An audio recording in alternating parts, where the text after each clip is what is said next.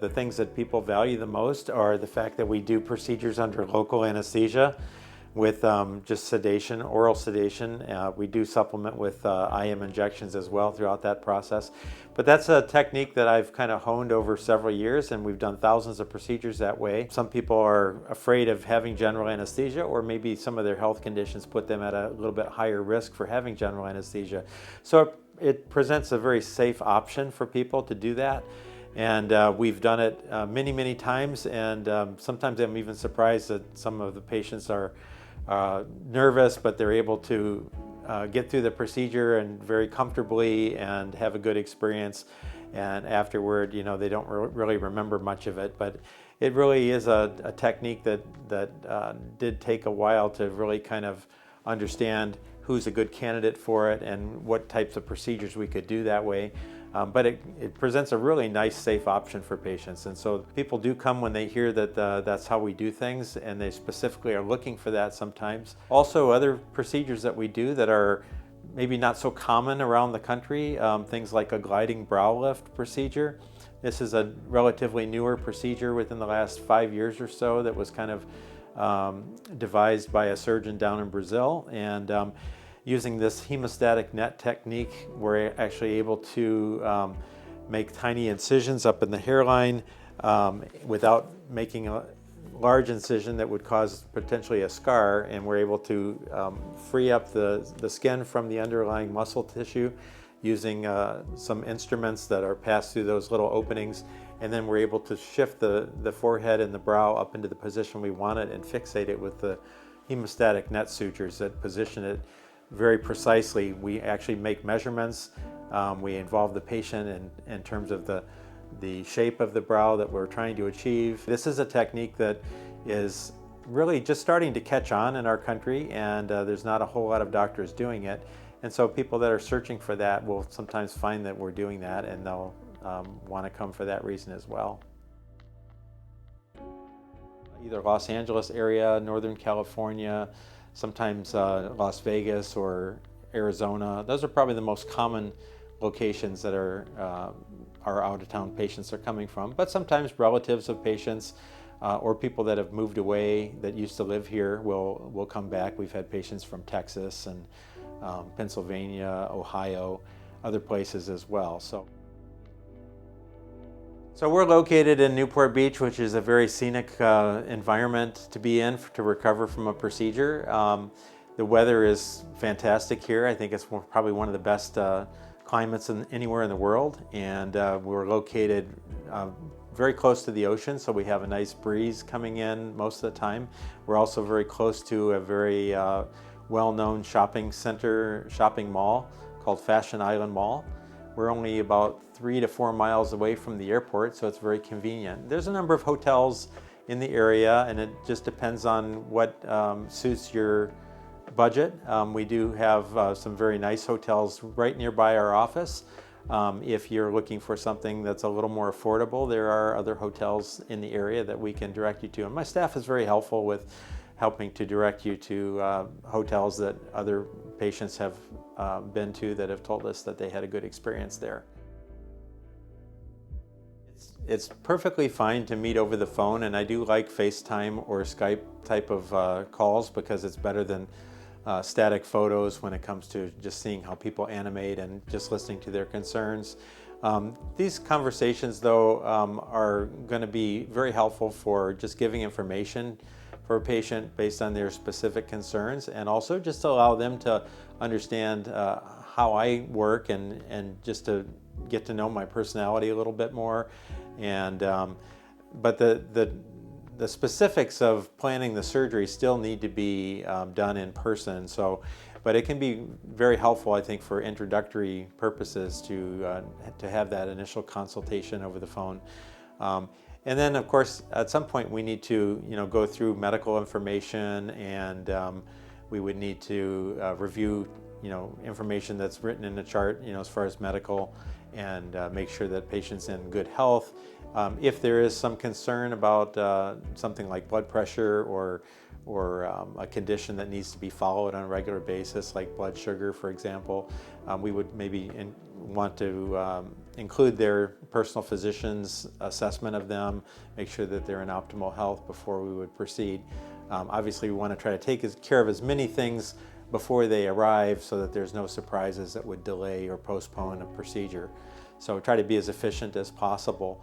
And then once they do come into town, we would meet with them in the office at least the day before, if not more in advance of that, just so we can kind of get the specific procedures that we're planning to do and make sure we're both on the same page with what we're trying to accomplish and that we've selected the appropriate procedures, and just make sure that they're a good candidate for those things. Well, typically what I do with all of my patients is once we've talked about the aging process and talked about their specific concerns, then I will take them through just kind of a timeline of what's going to happen before surgery. And so typically what we do is we plan a pre-op appointment, and for people that are in town, we usually do that about 2 weeks prior to the procedure. That way we can address any concerns that arise. And that pre-op appointment is very important because we will go through their medical information. We'll just kind of reconfirm our procedures.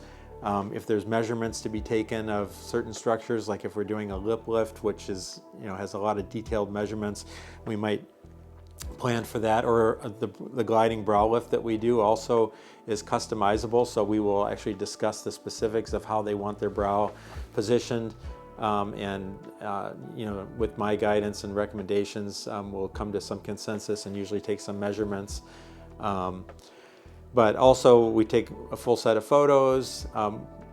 The consents are reviewed, the risks of the procedure are reviewed, and the consents are signed. Pretty much we want to take care of everything that needs to be done prior to the surgery, except for the surgery, so that on the day of the procedure we don't have any delays and we can be very efficient. So the payment's usually addressed, photos are addressed, consent forms are signed, the procedure's reviewed, the physical exam portion is also performed, and if at that point we feel like we need to include their physician, we will send a medical clearance letter to their doctor, to make sure that they're in optimal health from their personal physician standpoint. So if somebody's coming from out of town, assuming we were able to gain all the medical information and it was all accurate, a patient would likely want to be here at least the day before their procedure. Of course, if they're coming from a long distance, it would be helpful if they're well rested before the procedure. So it may be advisable to come an additional day before that, but at least the day before the procedure to confirm everything and to do our final planning. We always recommend that you travel with someone that can be with you for at least the first 24 hours after your procedure, and to provide transportation for you. If that is not possible, though, we do have aftercare facilities in the area that are very good at doing that. There's a lot of cosmetic surgery being done in the area, so there are many facilities actually around that specialize in doing that, and we can recommend places where you can get that kind of care and assistance. Typically, a facelift procedure with other enhancements we would perform at a surgical center, and that's because we have other equipment both for your comfort and also for your safety, but we also have more anesthesia options as well when we go to the surgical center. We do have the ability to do IV sedation or general anesthesia. I specialize in doing procedures under local anesthesia with sedation, and I've done thousands of them that way. But I let my patients choose what they feel most comfortable with. So if we're going to go to the surgical center, we do have the option to have IV sedation or general anesthesia. In my office here, we do many procedures under local anesthesia as well. They're typically enhancement procedures to the facelift.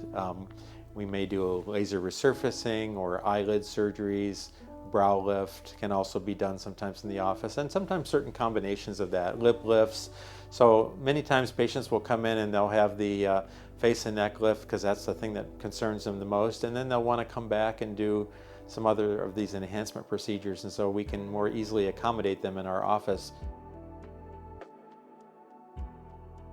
So the minimum amount of time that a patient needs to stay in the area is 8 days, and I prefer actually even longer than that, but we understand that people have to get back to their homes and the cost involved with staying. It's just important that patients understand the importance of not being too active too soon if they're going to be leaving the area before they're completely healed. And so, typically the sutures come out at a week, but we have to have them be careful for about 2 to 3 weeks as far as their activities of lifting of more than 10 or 15 pounds, or activities that get their heart rate or blood pressure up. So we just want to be available for them, and if they're out of town, it would be difficult for us to manage any kind of complications that could arise. But obviously, as more time goes by, the risk of those complications goes down.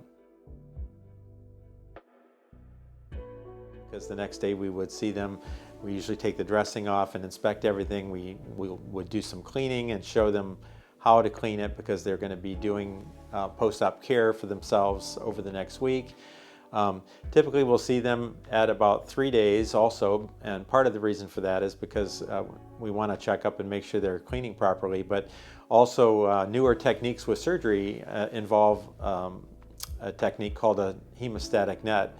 And the hemostatic net procedure is sutures put directly into the skin, which help to tack the skin down into the position that we want to keep it in. Sometimes with all the swelling, the skin can shift a little bit, and we found that not only does it help to keep the swelling down and keep the skin in position, but it also reduces the risk of having some bleeding under the skin that can cause either the need to remove the blood under the skin, or even just cause some effect on the shape of the face that we don't want to have, and prolonged healing that can result from that. So on day 3, we will take out the hemostatic net sutures. That way they don't leave any marks in the skin. And then the sutures around the incisions need to come out on day 8. So people coming from out of town, we would want them to at least stay to have their sutures removed. Restrictions after surgery for most of our surgeries is about 2 to 3 weeks. They need to avoid exercising, going to the gym, lifting more than 10 or 15 pounds, doing activities that would get your heart rate or blood pressure up, so that we don't have concerns about delayed bleeding or other complications that could arise from just being too active too soon. The average follow-ups after that first week after surgery is to see them again, usually around 3 to 4 weeks, just depends on what's going on. But 3 weeks is the point in time where the restrictions can be lifted if everything's healing well. And we usually will have them start doing some scar therapy to try to help soften the scars. And it takes about 3 weeks before an incision actually turns into a scar, before we can start doing some treatment to it to help soften it. And also where the restrictions are lifted. Just depending on how the person is recovering, we may elect to see them at 3 weeks or maybe 4 weeks. 4 weeks is usually a good period of time to get photos, first set of after photos. And of course, they're going to look presentable to the public usually at that point, but they may still be aware of tightness and some different healing sensations. The skin where we've lifted can feel numb for a while, and that can take several weeks to even up to several months for that to recover. But they can look very presentable and resume a lot of their normal activities even at about 3 weeks. I hope you've enjoyed this video. If you have any more questions or you want to make an appointment for a consultation, please feel free to contact us at newportfaces.com. Call us or text us at 949-566-1032.